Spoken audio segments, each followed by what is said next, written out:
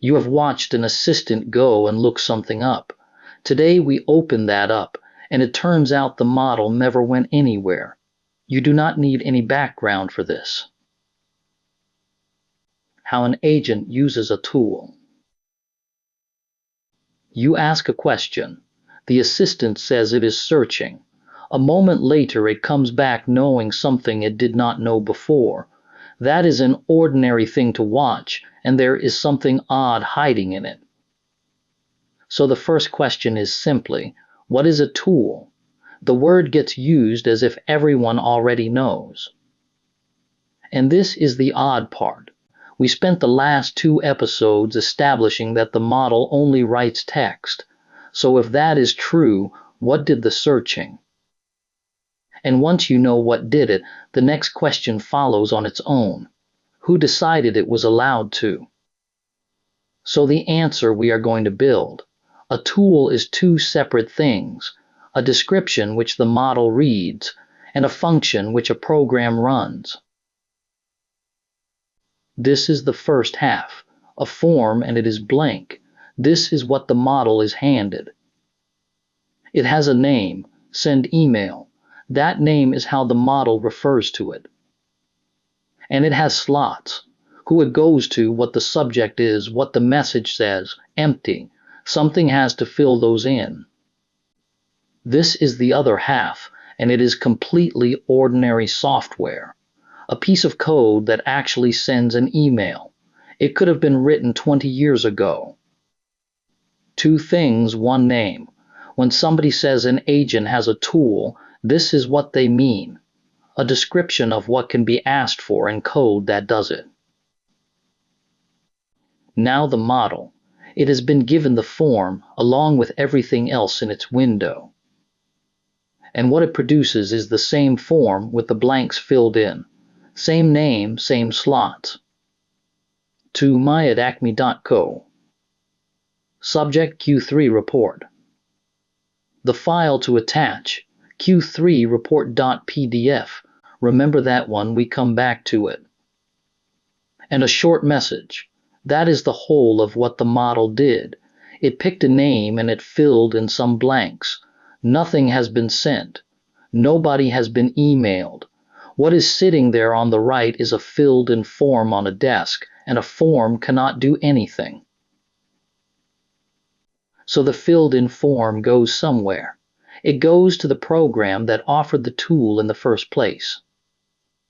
And this box is drawn with a dashed line on purpose, because this is the step that might not be there at all. Some programs check carefully, some barely look. Then the function runs, and an email actually leaves. This is the moment something happens in the world, and notice where it is, not in the model. 2 different things can go wrong here, and they are worth separating. Suppose the model writes an address with no @sign in it. That is malformed. It is the wrong shape, and any ordinary check catches it, the same way a web form catches it. Now suppose it writes a perfectly good address that happens to belong to somebody outside your company. Nothing is malformed. Every field is the right shape. A shape check waves it straight through, because there is nothing about the shape to object to.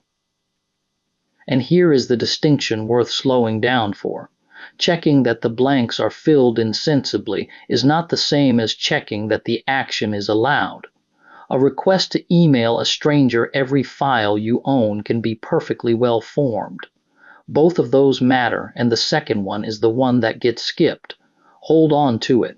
We need it later.